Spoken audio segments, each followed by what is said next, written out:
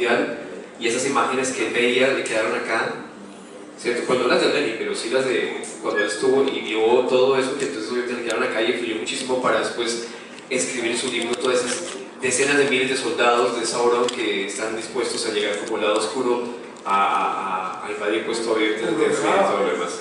Kurosawa, obviamente. Claro, total, exacto. Bien, continuemos.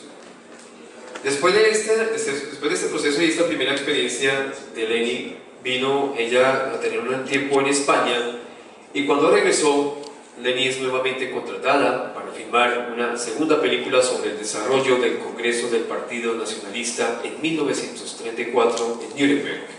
Así surgió El Triunfo de la Voluntad de 1935, que fue premiada en el Festival de Cine de Venecia y en el Festival de Cine de París como una de las mejores películas de la época.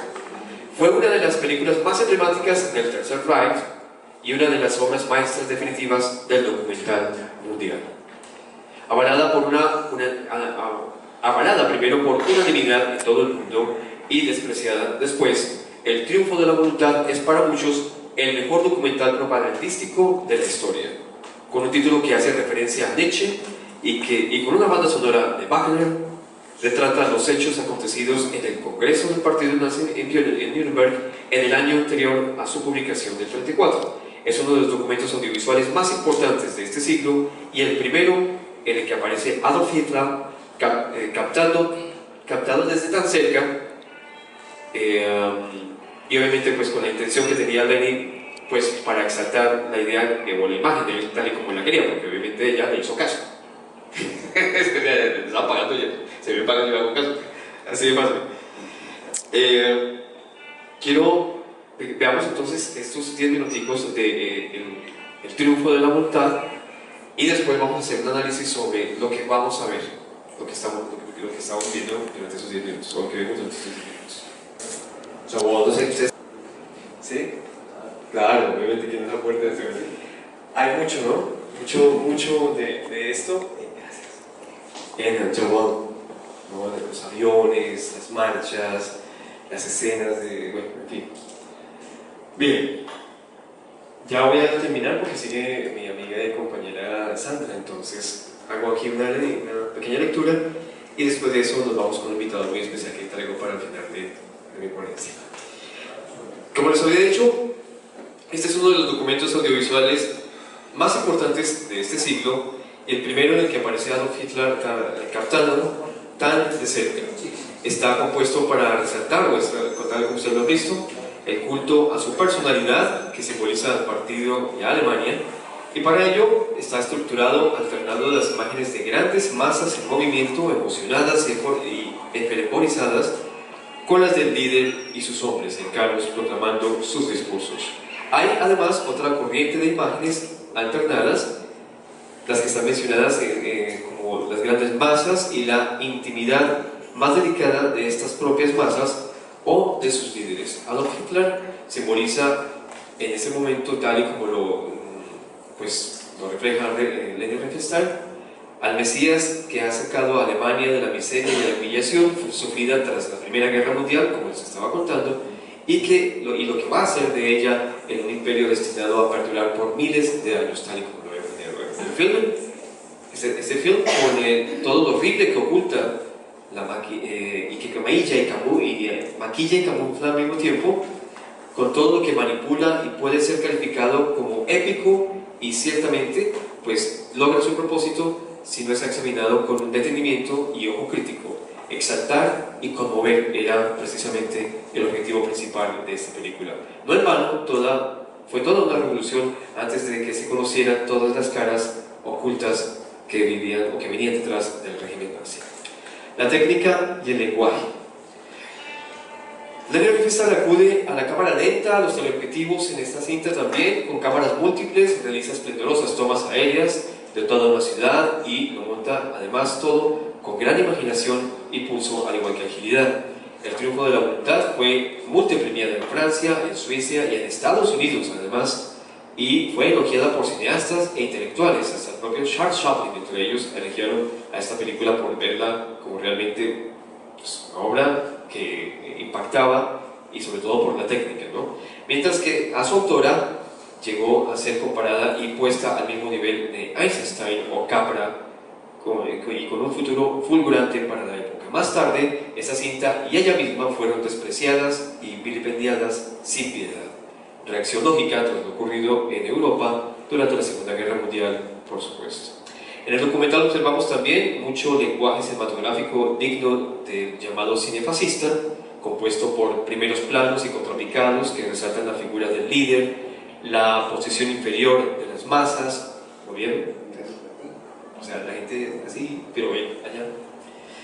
En escenas corales reales, el comportamiento sumiso, el movimiento incesante de la cámara con largos paneos y travelings a las tropas como exaltación del poderío militar, al igual que planos fijos o cámaras congeladas, y otras escenas que involucran a niños, jóvenes, adolescentes y amas de casas felices, exaltadas por solo ver a Hitler recibiéndolo con su particular saludo fascista. En realidad, una variante del saludo romano que fue adoptado por el Partido Nacionalista Fascista y la Italia fascista de Benito Mussolini, por el Partido Nazi y el Tercer Reich bajo el mando de Hitler. Y además por la falange española de los Chons y la dictadura también de Francisco Franco en España y otros partidos políticos y regímenes de este mismo entorno que también lo utilizaron. Sin embargo, y no por ello deja de ser una obra maestra, hay que dejar de lado el mensaje político que contiene, pues técnicamente el cine no sería nada sin ella. Lo mismo ocurre con otros films maniqueos de ideologías despreciables y propagandísticas como El nacimiento de la nación o el acariciado Potemkin, que también en cierta manera tiene o refleja parte de esta identidad en la imagen, como El triunfo de la voluntad, pues son trabajos que no hay que dejar de verlos. Con este nuevo triunfo del Wittgenstein también se propone realizar un nuevo proyecto sobre los Juegos Olímpicos que se desarrollarían en la Alemania de 1936. A pesar de que al principio la idea no fue acogida con gran entusiasmo, finalmente Lenin decidió rodar Olimpia, siendo presentada en 1938, 2 años después del evento que había sido realizado, o sea, después de los Juegos Olímpicos de Alemania. El film alcanzó un gran éxito, pero en algunos países, como en Gran Bretaña, fue prohibido. Este megadocumental de más de 4 horas de duración, titulado Olimpia, en su primera parte Festival de las Naciones y parte 2 Festival de la Belleza, se convirtió en un verdadero hito cinematográfico, ya que nunca antes se había filmado o se había hecho algo para un evento de Juegos Olímpicos. O sea, de todas maneras, digamos, en otras palabras, Olimpia fue la primera película realmente de los Juegos Olímpicos. Antes no había ningún tipo histórico, pues, o podría haber documentos como de registro, pero no algo que se hubiera dedicado o se hubiera enfocado a ello. En ellos, en este trabajo de Olimpia, quiero destacar los peculiares enfoques, tomas, movimientos, tomas de cámara lenta, además de introducir otros avances técnicos y la producción de los que fue pionera Leni Riefenstahl, así como otros muchos medios y formas de rodaje y postproducción que hoy se utilizan normalmente y son familiares para todos nosotros en el mundo del cine. Leni Riefenstahl obtuvo del régimen nazi toda clase de recursos económicos y técnicos y un fuerte apoyo como cineasta, a diferencia de otros realizadores de la época, como tú afirmabas, Gustavo, que pues no eran financiados. O sea, el que más recibió financiación fue Leni por todo el trabajo que hizo.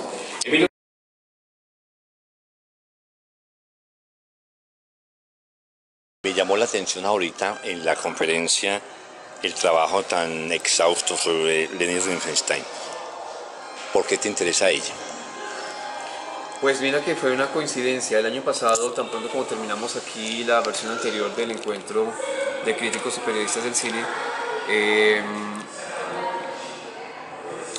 tocamos el tema del documental como el eje principal para este año. Y ocurrió que después, cuando llegué a Bogotá y me puse a empezar a estudiar, a investigar qué voy a hacer, porque es inmediatamente, o sea, nosotros terminamos aquí y por lo menos en mi caso yo empiezo a buscar qué es lo que vamos a hacer para el próximo año, a trabajar en la ponencia del próximo año. Y mi plan era traer algo sobre los Acevedo, ¿cierto? Y los Di Domenico, quienes fueron los primeros en traer el cine a nuestro país. Pero, porque tengo los archivos que me regalaron de la Fundación Patrimonio Filmístico Colombiano y tengo muchos archivos de ellos. Pero cuando empecé a buscar literatura y empecé a investigar sobre los personajes, sobre las familias y el porqué, realmente encontré muy poquito, no había mucha información, entonces dije tengo que recurrir a ver quién podría ser una fuente. Llamé a Patrimonio Fílmico Colombiano, hablé con Rito Alberto y él me dijo tenemos documentos pero no mucha historia sobre ellos.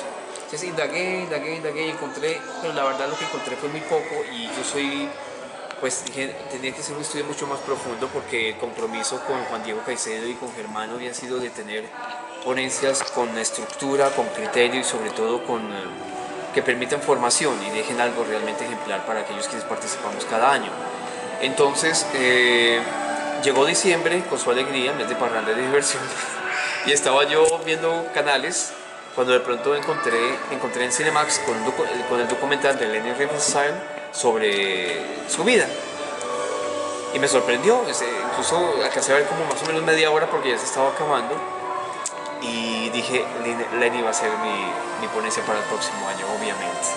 Y por esa razón decidí entonces hacerla y comenzar a investigar sobre ella. Encontré fabulosas historias sobre Leni y descubrí obviamente que ella fue la creadora del género como tal documental sin quererlo, sin querer queriendo, sin pensar que ella iba a llegar a convertirse en eso. Lo hizo, lo logró y pues obviamente cuando uno ve las películas de Leni Riefenstahl ya uno inmediatamente se da cuenta del porqué de la trascendencia de su historia, de sus trabajos y en especial de la mirada tan objetiva o sea, el ojo de cineasta que tenía y que vino a descubrir fue simplemente por accidente, porque ella lo que quería hacer era bailarina y simplemente por ese accidente que tuvo en su rodilla que la dejó lesionada de por vida para no volver a bailar ballet, pues se dedicó al cine y miren las que terminó. Así que por esa razón fue que la elegí a ella. ¿Qué pensás de esa revisión que se hace sobre la postura política de ella, que fue tan cercana a Hitler y también le sirvió como medio de propaganda? Pues yo pienso que fue una gran oportunidad para ella. Obviamente cuando Hitler la llamó en la primera vez que la llamó para manifestarle que estaba muy interesado no solo en las películas que ya había hecho 3 películas cuando él la llamó, sino que se declaró admirador de ella y de su trabajo, y por eso la llamó para hacer las películas. Leni aceptó obviamente porque al igual que todos los alemanes, y eso fue lo que pude entender a través de la investigación, todos los alemanes que participaron durante esta época o que apoyaron al régimen nazi en este caso, que en esa época todavía no se había consolidado como un régimen, era un partido político, aunque obviamente pues militar, muchas personas simplemente lo que estaban buscando, lo que querían era ver a una Alemania unida, a una Alemania triunfante, una Alemania que era capaz de salir de ese hoyo en el que había quedado metida después de la Primera Guerra Mundial. Y Leni fue una de las personas que también, igual que como todo alemán, como todo ciudadano alemán de la época, pues quería que su país surgiera y que saliera adelante, porque se merecían una vida mejor para los alemanes, y así como puede pasar con nosotros los colombianos, queremos una vida mejor para nosotros. Y ellos estaban buscando una calidad de vida y en cierta manera vieron que la podían encontrar a través de una persona que les estaba ofreciendo la posibilidad de salir adelante. Y fíjate que los documentales, ese primer documental sobre la voluntad de la fe, fue el que trascendió muchísimo para que todos los alemanes se unieran a la causa de Hitler, pero sin saber qué era lo que iba a pasar más adelante. Entonces, ahí pienso que Leni lo que hizo fue simplemente ser una alemana más, uniéndose ¿Y qué por la causa. piensas de la otra cara de la moneda? Sí. La huida de Friesland, porque sabía que si él no colaboraba o trabajaba con Hitler, ya sabíamos dónde lo enviaban, y de Peter Lorre, entre otros, que tuvieron que ir de allá. Sí. No, pues obviamente cada uno tomó su decisión para participar en esa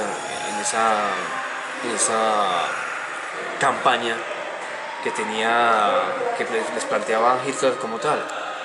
Yo pienso que cada uno era libre de decidir, y yo pienso que en este caso ellos sí lo vieron, fueron mucho más objetivos al darse cuenta que este hombre era un militar. ¿Un militar o un demonio? Sí, bueno, es que obviamente por lo del demonio, es que ocurre que cuando todo comenzó, Hitler no había demostrado todavía lo que iba a pasar. O sea, él simplemente era nacionalista y fundó el Partido Nacionalista, y todo era nacionalismo, y todo era socialismo, y todo era para el beneficio del país y de la gente. O sea, él nunca llegó a revelar su verdadero plan malévolo de acabar con los judíos, de crear campos de exterminación, de concentración y exterminación, de apoderarse del mundo, porque esa fue la otra, ¿no? O sea, después de que él se hizo amigo de Mussolini, se hizo amigo de Stalin, después lo que hizo fue invadirlos. O sea, cuando ya creo que se dio cuenta que tenía la fuerza, este hombre cambió por completo. Aunque todos sabemos, hoy día, por la historia, sabemos muy bien que Hitler, desde el comienzo, su punto objetivo era crear el tercer imperio alemán y apoderarse de todo lo que pudiera. Por eso alcanzó a llegar casi que hasta China. Bueno, ¿qué me decías de Lira? Bien.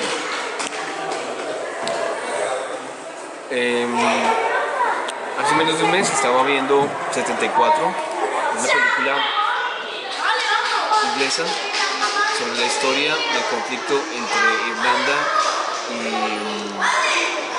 del Norte e Inglaterra por la liberación, por su independencia. Y la historia era contada desde el punto de vista del soldado, no desde el punto de vista del IRA, sino del soldado. Y como a través o por desgracia del conflicto, pues perdió a su familia, perdió a su hermano y se quedó solo. Entonces contaban, básicamente la historia lo que cuenta es lo que ocurrió con él, lo que pasó con el ejército, pero digamos desde un punto de vista muy humano, sobre cómo también un soldado sufre por cumplir con con las órdenes y defender a su país. Básicamente, eso fue lo que me llamó muchísimo la atención. ¿Cuál es el criterio tuyo para reseñar una película? Que te guste. Bueno, no, yo digo que el criterio más importante es que me motive, porque no todas las películas te llegan a mover el corazón o te dejan pensando. En el caso de hacer el ejercicio para ejercer la crítica como cine, pues para el cine, la cosa para mí es simplemente que la historia me capture, que no sea nada repetitiva, que sea novedosa obviamente, que tenga una muy buena dirección y todo, sobre todo muy buen trabajo actoral. De ahí para adelante, si la película me cautiva y realmente me llama la atención, créeme que yo salgo corriendo y digo, estoy que me escribo. Y yo que me siento y escribo, como me ocurrió con Hotel Budapest.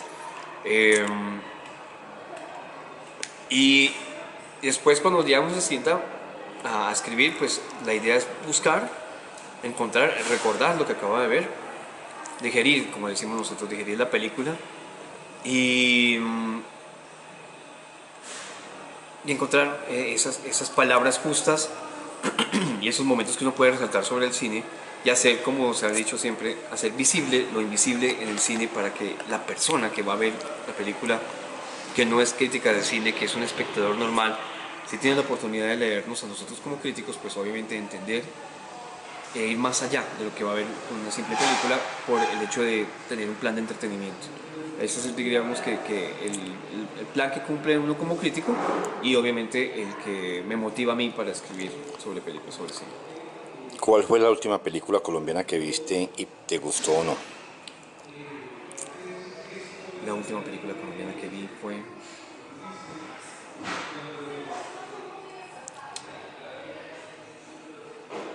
Wow, sí, Roa, de Andy Weiss. Me gustó mucho, mucho, aunque tuvo dos errores de continuidad que después yo le conté al director. Hablando con él, salimos de la película y lo primero que fue me dirigí a él preguntándole sobre por qué habían dos carros de los años 60 en una película de los años 50. Porque había un andamio de hierro cuando en los años 50 no existían esos andamios de hierro en Bogotá, los construían de madera. ¿Y qué dijo el director? No me supo responder. Me supo responder.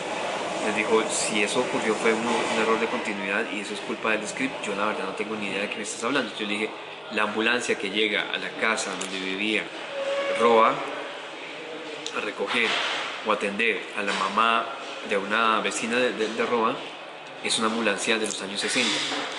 Le dije, es una Chevy del 62-63. Me dijo, ¿por qué supiste? Yo le dije, hombre, porque en esa época era la época de los cohetes y la era espacial y la ambulancia que llega tenía los cohetes en la parte de atrás, con el stop afuera. Le dije, o sea, era más que visible que era un auto de los 60 en una historia de los 50, de los 40 más o menos. Entonces ahí precisamente fue donde dije, fallaron en eso. Pero por el resto no, o sea, total, me gustó muchísimo. De pronto no fue muy acertado elegir a Santiago, se me olvidó el apellido de este muchacho que reconocemos en Colombia como un comediante, para que interpretara ¿A Roa o a Gaitán? No, a Gaitán, sí. Pero a Roa sí, perfecto, no, qué actorazo. Es un hombre excelente, se me escapa ahora el nombre del actor. Un actor que venía del teatro y su primera incursión en cine y lo hizo muy bien. Además porque la responsabilidad de él fue crear un personaje que hasta el momento para todos nosotros, para cualquier colombiano, era un personaje ficticio. De Roa no se sabe absolutamente nada. Escasamente lo único que se sabe o que se ha visto son las fotos que tomaron algunos reporteros minutos después de que la turba lo asesinó y lo arrestó por toda Bogotá, por las calles del centro de Bogotá. Pero de él no se sabía absolutamente nada. Entonces construir un personaje de la nada es lo más valorable, yo diría que para tanto para los escritores, los guionistas y obviamente para el actor que fue el que le tocó interpretar una persona de la cual no sabía absolutamente nada. O sea, construyó un personaje.